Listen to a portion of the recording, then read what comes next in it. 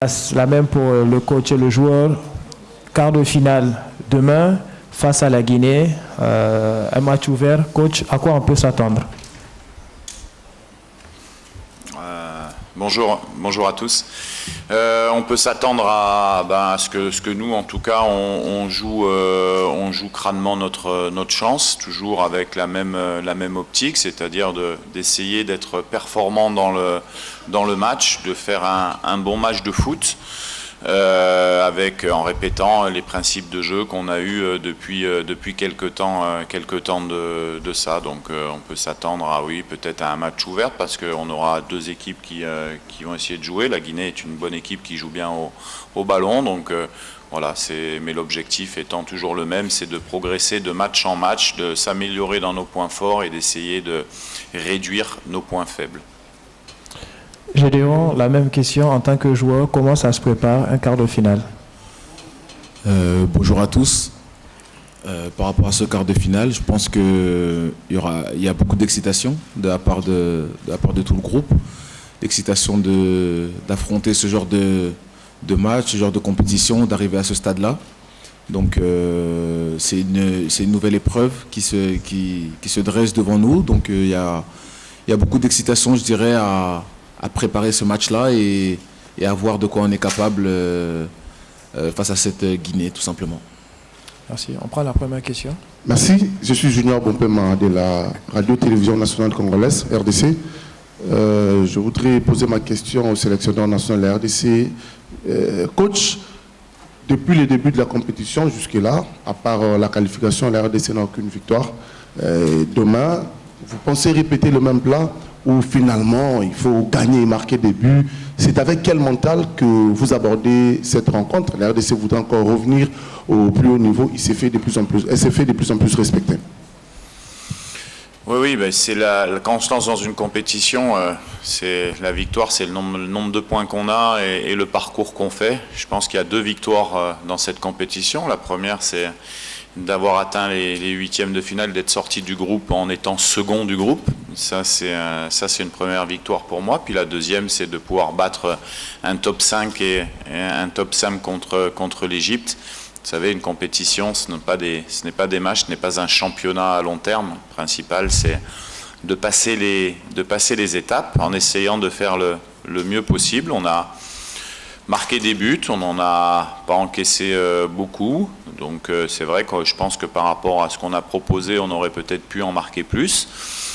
Mais voilà, on est calme et on sait très bien qu'on est perfectible dans notre jeu. Et c'est ça qui nous rend encore plus intéressant. Je pense qu'on a encore une marge de progression. Prochaine question. Oui, merci pour la parole. Pascal Mangala, pour le compte de la Marmotte à Lubumbashi, en RDC.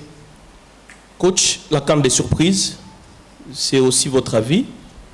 Et maintenant que vous allez jouer la Guinée, sur papier, vous êtes en position de favori. Est-ce que ça vous donne un peu plus de motivation de finalement chercher une victoire dans cette compétition, ou vous allez jouer comme depuis le début à la prudence avec beaucoup d'humilité et de respect de votre adversaire? Alors, CAN des surprises, je dirais plutôt la CAN du travail. C'est-à-dire que sur les équipes qui sont en quart de finale, sincèrement, c'est tous des belles équipes. On pourra en citer l'Afrique du Sud, l'Angola qu'on a affronté nous 2 fois en match amicaux. Pour nous, ça ne nous surprend pas du tout qu'ils soient à ce niveau-là. Ça travaille dans tous les pays, donc ça c'est bien, ça va tirer le football africain vers le haut. Et puis après, favori contre la Guinée. Non, je dirais qu'on n'est pas favori contre la Guinée. C'est un match qui est assez ouvert contre une très belle équipe, avec la Guinée, des joueurs qui jouent dans des bons clubs. Voilà, on aura par contre un plan de jeu bien sûr qui sera fait sur nos forces, qu'on adaptera peut-être en fonction des quelques lacunes qu'on a pu voir s'il y en a, parce que je trouvais vraiment cette équipe de Guinée très complète, avec des bons matchs. Mais on a l'habitude, nous, de faire preuve d'humilité, parce qu'on est encore perfectible, comme vous l'avez souligné. On a encore des marges de progression. mais aussi on est conscient aussi de nos points forts et de cette capacité où on sait qu'on peut également passer cette étape. Une question au fond. Moi j'ai le micro aussi. Bonjour Sébastien. Bonjour. Norman Staron, Canal+. Vous êtes passé en quart de finale après une victoire au tir au but face à un spécialiste de l'exercice, l'Égypte. Quelle place a ce succès contre l'Égypte dans la reconstruction de votre équipe? C'est un moment important, je dirais, pas forcément par rapport à l'étape de la compétition, mais par rapport à ce genre d'adversaire. On avait le montré contre le Maroc en phase de poule aussi. C'est important pour la confiance globale du projet de savoir qu'on peut faire des matchs comme ça contre ce qui se fait de mieux en Afrique.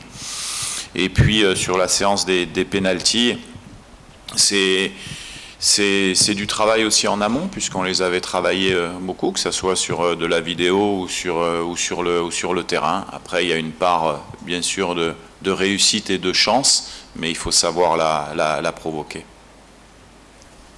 Là, sur la gauche. Ok, ici. Bonjour, je suis Achille Kamra, je travaille pour Equinox Télévision au Cameroun. Alors, coach, je vous ai vu jouer au premier tour, notamment ce match contre le Maroc et puis contre l'Égypte aussi. Je me suis souvenu de ce que vous m'avez dit lors d'une interview qu'on a réalisée à Douala. Est-ce que ce projet dont vous parliez à l'époque, de mettre en place un jeu, est-ce que vous avez atteint la plénitude avec ce qui se passe à la CAN aujourd'hui? Est-ce que vous pensez que vous pouvez aller au-delà ou alors c'est du bonus à partir de ces quarts de finale? Non, nous, on l'avait dit avant, c'est-à-dire qu'on voulait performer à cette CAN parce qu'on est 13e équipe africaine à l'heure actuelle et en étant en quart de finale, on est dans les 8 dernières. Donc ça, c'était le premier quand on me posait toujours la question de l'objectif de cette CAN. C'est ce que je disais. Nous, on veut performer parce que je pense qu'on peut y arriver. C'est ce qui se passe aujourd'hui. Après, on est dans une compétition lancée où il faut être ambitieux parce qu'on est à 2 matchs d'une finale, donc il faut être ambitieux, mais avec des étapes qui sont devant nous, un match très difficile contre la Guinée, parce que la Guinée, je le répète, c'est une très bonne équipe, très bien organisée dans son système de jeu, Et puis après, on ne change pas tout du jour au lendemain, ça fait on n'améliore pas certains points, on a besoin de matchs, on a besoin de compétitions comme ça. Je sais que ça va nous rendre plus forts pour les prochaines compétitions, mais on est encore sur une phase de progression avec des choses qui doivent s'améliorer parce qu'il y a certains domaines où on n'est pas encore là où j'aimerais que l'équipe soit et là où l'équipe a les capacités pour aller. Good afternoon, Coach. Collins Okinyo, Soccer 25 East. Coach, the win against Egypt was the first knockout game that the Leopards won since 2015, basically when they made it to the semi-finals and finished third. But we have not seen the Leopards winning in open play in regulation time. Should we expect something different rather than maybe waiting for the extra time and maybe penalties? Should we expect for something different against Guinea when you play tomorrow? Thank you very much. Yes, I say that. In fact, the competition is a competition. It's not the game to win. We put a plan to win the game every time. Okay, but we create a lot of chances to score. But unfortunately, it's not. But for tomorrow, we want to play a good football, good offensive football, and score 1 goal more of opponents than opponent, you know. And after the competition offers the prolongation, the extra time, and the penalty, and after the mental need to switch for these penalties. And I think the last game against Egypt, we stay calm, focus on the penalty, and we win. And I like for my players, but I'm very proud of my players because they serve to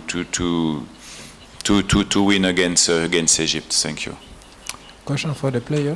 Oui, bonjour, Hervé Penaud, journal de l'équipe. Et justement, une question pour Gédéon. Je voulais savoir quel était le poids et l'impact d'un joueur comme Chancel Mbemba, en plus, c'est pas très loin de lui, en quelque sorte, sur le terrain, dans ce groupe. Un joueur comme Chancel, ça fait beaucoup de différence dans un groupe. Moi, j'ai la chance d'être avec lui dans le groupe et d'être très proche de lui sur le terrain.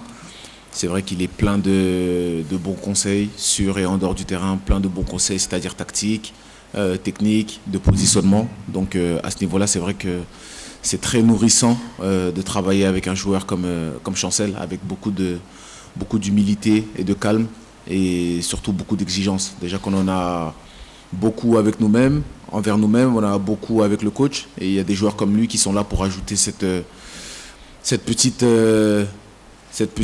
différence qui fait qu'on est encore plus exigeant avec nous-mêmes. Donc voilà, c'est tout ce que Chancel a en lui-même qui nous apporte à moi-même et au groupe collectivement. Bonjour Sébastien, bonjour Gédéon, Martin Guess pour RFI un petit peu plus loin. Bonne arrivée à Abidjan, j'espère que vous avez bien voyagé depuis San Pedro. Une question pour tous les deux, j'en profite que vous soyez là. Sébastien, une petite question sur Gédéon. Vous avez une défense très stable. Arthur Masuaku, Chancel Mbemba et Gédéon ont disputé toutes les minutes de cette CAN, particulièrement sur Gédéon. Voilà, on imagine que c'est très précieux d'avoir des joueurs aussi fiables. Et puis pour Gédéon, vous êtes arrivé dans cette sélection en 2020, mais vous êtes surtout installé depuis quelques mois, à la fin des qualifs pour la CAN. Expliquez-nous un petit peu cette adaptation express.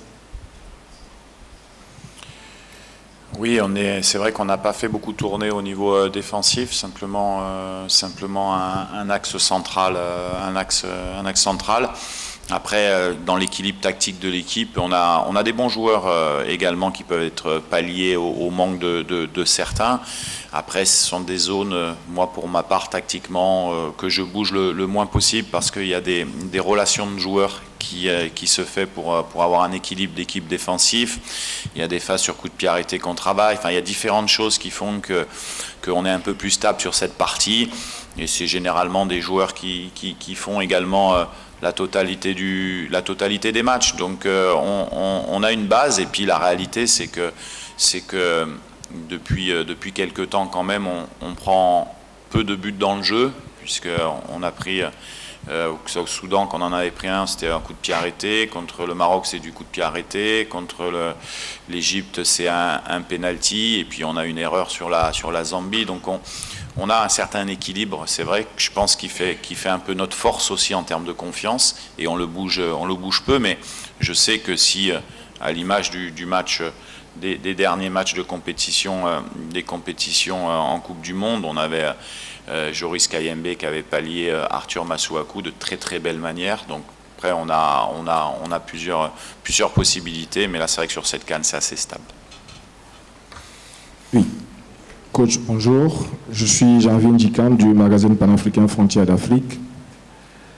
Vous êtes pratiquement déjà carte au match, très intense. Et vous-même, vous avez reconnu les qualités de l'équipe guinéenne. Est-ce que vous pensez que physiquement, vos joueurs pourront tenir? Nous, on est arrivés en quart de finale, on va dire en ayant 2 jours de récupération entre le 2e et le 3e match avec un déplacement à Korogo. On n'avait eu que 2 jours de récupération. Et puis après, on a enchaîné l'Égypte avec 3 jours de récupération quand les autres en ont eu 5. Donc là, on a 4 jours de récupération entre les 8e et les quarts, et ça nous a donné une bouffée d'oxygène dont on avait besoin. Et on l'a vu à l'entraînement hier, on le sent dans le groupe, on n'aura pas de problème particulier, plus que l'adversaire en tout cas. Bien sûr qu'il faut enchaîner les matchs, mais c'est la même chose pour les 2 équipes. On n'a pas d'excuses, les joueurs sont des pros. Je pense qu'on a bien récupéré sur ces 4 jours-là, ça nous a fait du bien. Et sur la victoire contre l'Égypte, vous récupérez quand même un peu plus vite aussi quand vous gagnez les matchs. Bonjour coach, Tyson Dombele, 10e Rue Télévision, RD Congo.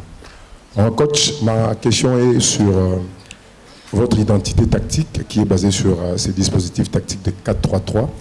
Mais est-ce que depuis le début de la compétition, c'est toujours le 4-3-3, même si l'adversaire présente une image où vous pouvez basculer même à 4-4-2, mais vous restez toujours à la même personne. Face à l'Égypte, c'était pareil. Quand vous êtes en supériorité numérique, on avait tous vu même la montée de Fiston Kalalamayele à côté de Bakamou pour faire 4-4-2. Ça pouvait être bénéfique sur terrain pendant les 90 minutes au lieu d'entendre le tir au but.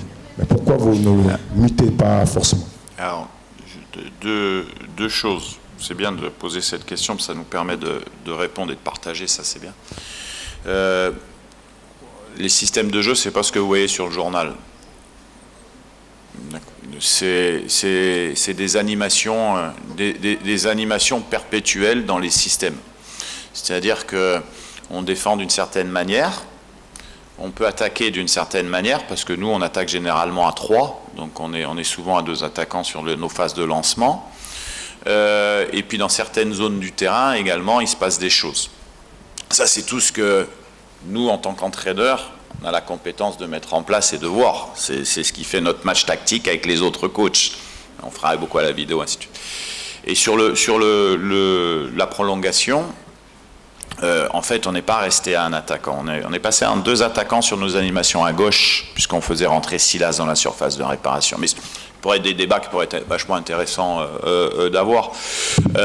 Mais en fait, voilà, il faut pas forcément analyser les choses dans une compétition YouTube ou journalistique. Il y a des choses qui se passent, hein, on le voit avec des super équipes qui ont des systèmes de jeu hybrides comme le Sénégal par exemple, quand ils attaquent, quand ils défendent, ça c'est du travail difficile à mettre en place. Donc tout ça c'est alors bon, c'est peut-être un peu long pour expliquer, mais bon, ça c'est une des réponses. Et puis la deuxième que je veux faire, c'est que même si on avait fait rentrer 2 attaquants, on ne sait pas ce qui serait passé.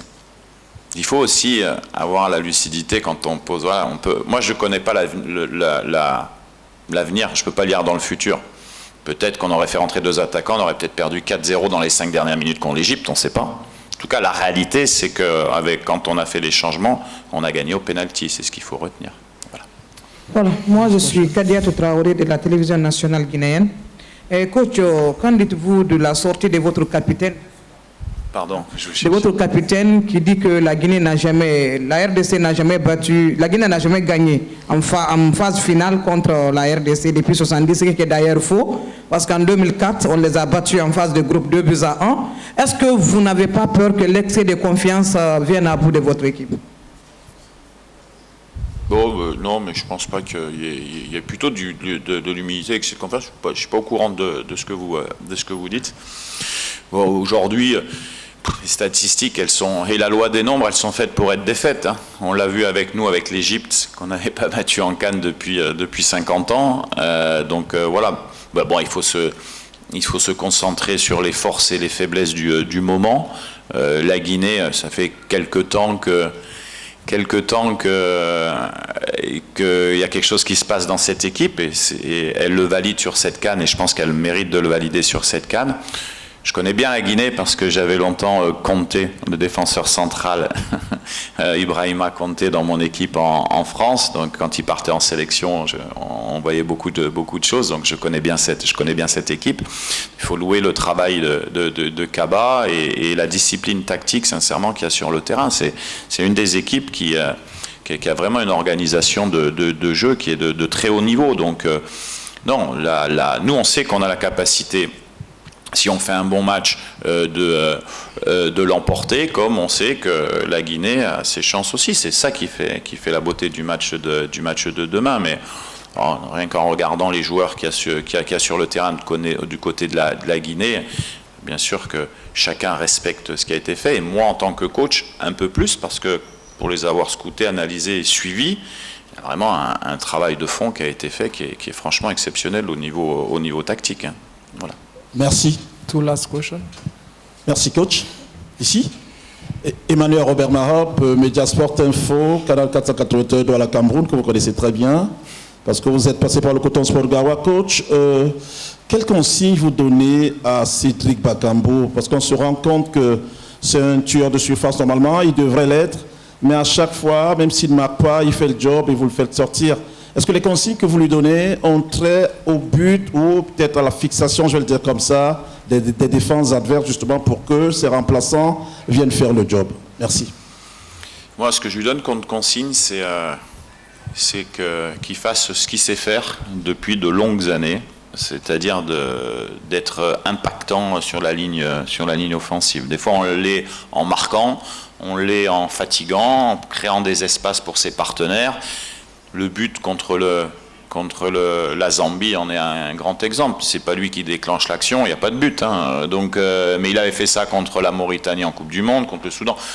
Cédric, je l'ai déjà dit, c'est une chance vraiment de l'avoir dans cette équipe. Après, on doit gérer aussi, c'est un peu sa condition, parce que c'est un joueur qui a peu de temps de jeu depuis quelques temps aussi, mais qui est fit, qui travaille très bien, et puis qui sait qu'il va être important pour nous. Coach, une dernière question. Albert Mbaya, pour les comptes de la RH à Lubumbashi, un peu démocratique du Congo. Coach, vous ne cessez de louer votre groupe. Vous dites que vous ne cessez de louer votre groupe. Vous dites que vous avez des garçons exceptionnels. Vous avez un très bon groupe. Et vous venez d'étayer ici l'efficacité défensive. Mais moi, plutôt, j'ai une inquiétude au niveau de la finition. Si je vous fais 2 matchs depuis le Soudan, vous ne faites pas de but. Vous faites un but contre, je crois, le Burkina. Vous ne faites pas de but contre l'Angola. Un petit but parmi les 3 matchs. On passe pas de moment de crispation. Est-ce que ça vous passe aussi en tête à un certain moment de faire un match aussi facile? La dernière question peut-être à Gédéon. Gédéon, ça fait une seule question, s'il vous plaît. Une seule question par journaliste. C'est une seule question seulement. Une seule question, merci. Merci. Merci, coach. Ok, merci pour la question. Non, il n'y a pas de toute manière, vous savez, quand vous êtes lancé dans une compétition comme la CAN, il n'y a pas de match facile. Hein. Donc match facile, je ne sais pas ce que c'est moi, un match facile, où vous vous présentez sur le terrain et puis vous êtes sûr de marquer 4-0, puis tout le monde est content parce que vous avez marqué 4 buts. Moi, j'en connais pas à très haut niveau de match comme ça, surtout avec une équipe qui n'était pas présente à la dernière CAN, qui est sur une phase de progression et qui a encore des secteurs de jeu dans lesquels on doit s'améliorer et on y travaille. Moi, je serais beaucoup plus inquiet si on ne se crée pas d'occasion. Après, je ne pense pas que, si je me trompe, je ne sais pas, je ne crois pas que la Guinée ait marqué plus de buts que nous sur les 4 matchs. Hein. Il me semble, parce que nous, on a marqué à tous les matchs, c'est ça? Voire à Tanzanie où on n'a pas marqué. Donc je pense qu'on en a marqué plus que. Donc oui, on aimerait tous en marquer plus et puis être sur le banc et puis se dire, oh, voilà. Mais bon, aujourd'hui, les matchs sont à enjeu, sont serrés, ça joue sur des détails et à un moment donné, il faut mettre le but qui nous amène à la victoire, c'est vrai, mais aussi surtout à la qualification. Merci coach, merci à tous. Gédéon, merci beaucoup, on vous souhaite une bonne chance.